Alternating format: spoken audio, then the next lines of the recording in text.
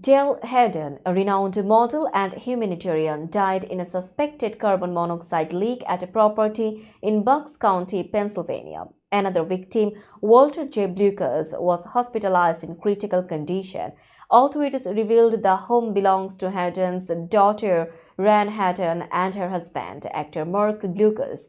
The incident occurred early when a resident called 911 to report an unconscious man in an in-law suite.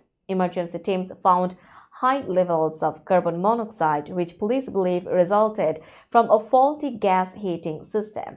Haddon, found in a second-floor bedroom, rose to fame in the 1970s and later became a UNICEF ambassador and founder of Women One, a group focused on girls' education. Police said Ran Haddon and Blucas were not present during the tragedy. Blucas, known for roles in Buffy the Vampire Slayer and Hallmark movies, had been restoring the historic property since 2012. Officials promised further updates as investigations continue.